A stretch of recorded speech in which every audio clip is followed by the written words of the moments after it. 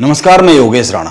केदारनाथ उपचुनाव को लेकर कांग्रेस बहुत ही उत्साहित है। बीजेपी में चल रही खींचतान को देखकर लगता है बीजेपी के भी कुछ नेता इस उपचुनाव के परिणाम को लेकर कुछ उम्मीद पाले हुए हैं। इस सब के बीच एक बड़ा सवाल यह है, कांग्रेस केदारनाथ से किसको उपचुनाव में उतार सकती है। केदारनाथ उपचुनाव को लेकर कांग्रेस के भीतर कुछ समीकरण बैठाए जा रहे हैं, कुछ समीकरण बैठाए जाने शुरू हो गए हैं। अभी तक जो जानकारी कांग्रेस के भीतर से आ रही है, हरक सिंह रावत और मनोज रावत को टिकट मिलता हुआ तो नहीं दिख रहा है। कुछ अन्य नामों पर विचार मंथन चल रहा है। इन नामों में दो नाम कुछ आगे बढ़ते हुए दिख रहे हैं। इन दो नामों पर बात करेंगे, लेकिन पहले हरक सिंह रावत पर बात करते हैं।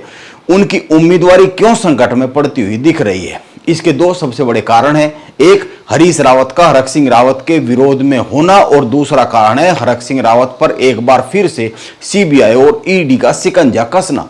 हालांकि पिछले कुछ दिनों में हरक सिंह रावत और कांग्रेस के प्रदेश अध्यक्ष कर्ण मेहरा में एक ट्यूनिंग दिखी है, नजदीकियां कुछ कुछ दिखती है। अभी कर्ण मेहरा ने हरक सिंह रावत को लेकर सोशल मीडिया पर एक वीडियो भी जारी किया है।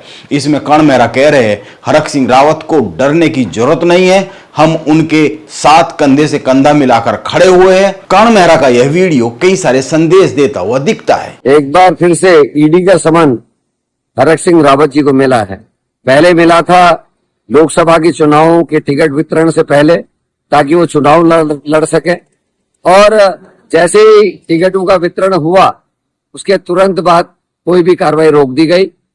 अब फिर से एक बार समन जारी हुआ है, क्योंकि 22 तारीख को जो एक सफल कार्यक्रम पूरे देश में हुआ, उत्तराखंड के ईडी कार्यालय के घेराव में हरक सिंह रावत ने बढ़ चढ़कर हिस्सा लिया, और उसी को देखते हुए उसके 2-3 दिन के अंदर नोटिस फिर से हरक सिंह को आया। ये वैसे कर्ण मेहरा ने इस वीडियो में केदारनाथ उपचुनाव का कोई जिक्र नहीं किया है, लेकिन कर्ण मेहरा कह रहे हैं लोकसभा के टिकट वितरण से पहले हरक सिंह रावत को समन मिला था लोकसभा चुनाव में उनकी एक्टिव हिस्सेदारी रोकने के लिए, और अब फिर मिल गया है। यानी बात साफ है, हरक सिंह रावत अभी कर्ण मेहरा के लिए कुछ खास दिख रहे हैं।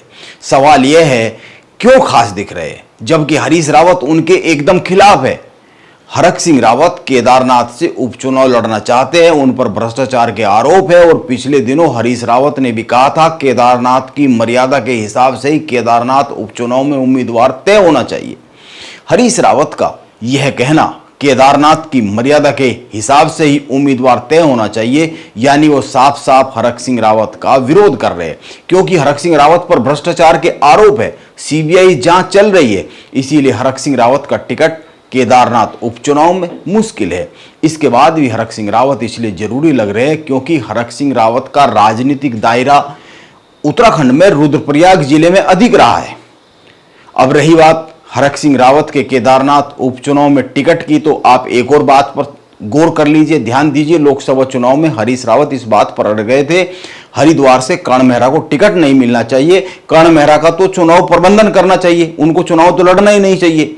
टिकट कर्ण मेहरा को नहीं मिला था, हरीश रावत की चली थी, टिकट हरीश रावत के बेटे को मिला था। इसीलिए अगर हरीश रावत अड़ जाएंगे तो यह साफ सी बात है हरक सिंह रावत का टिकट इतना आसान तो नहीं है।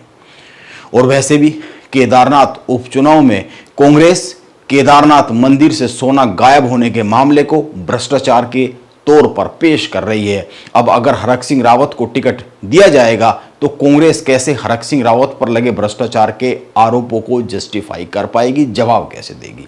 इसीलिए हरक सिंह रावत का टिकट तो मुश्किल ही है। और अब रही बात मनोज रावत के टिकट की, तो उनको लेकर भी कांग्रेस के भीतर बहुत विरोध है। मनोज रावत पर आरोप यह है कि जनता के बीच में कम ही वो रहते हैं, माना जा रहा है उनको टिकट इस बार शायद ही मिले। अभी कांग्रेस में केदारनाथ उपचुनाव में उम्मीदवारी के लिए जो दो नाम सबसे आगे चल रहे हैं, उनमें एक कांग्रेस के रुद्रप्रयाग जिला अध्यक्ष कुंवर सजवान, उत्तराखंड कांग्रेस के प्रदेश अध्यक्ष कर्ण मेहरा उनको केदारनाथ से उपचुनाव लड़वाना चाहते हैं, इच्छुक है वो। और दूसरा नाम कांग्रेस के प्रवक्ता शिषपाल बिष्ट का चल रहा है। अभी हाल ही में उनकी हरीश रावत से मुलाकात भी हुई है। अब देखना यह होगा केदारनाथ उपचुनाव में कांग्रेस किसको उम्मीदवार के तौर पर सामने लाती है। कांग्रेस केदारनाथ सीट पर केदारनाथ मंदिर से सोना गायब होने और दिल्ली के बुराड़ी में केदारनाथ मंदिर के निर्माण से जुड़ा जो मामला है, जो अब शांत हो गया है, लेकिन कांग्रेस उसको शांत नहीं होने देना चाहती है। वह अभी इस मामले को जिंदा रखना चाहती है। क्यों शांत नहीं होने देना चाहती है और क्यों कांग्रेस के नेताओं को लग रहा है कि इन बिंदुओं को जिंदा रख कुछ हासिल किया जा सकता है कांग्रेस के उपचुनाव में, इन पर अगले वीडियो में बात करते हैं। नमस्कार, मैं योगेश राणा।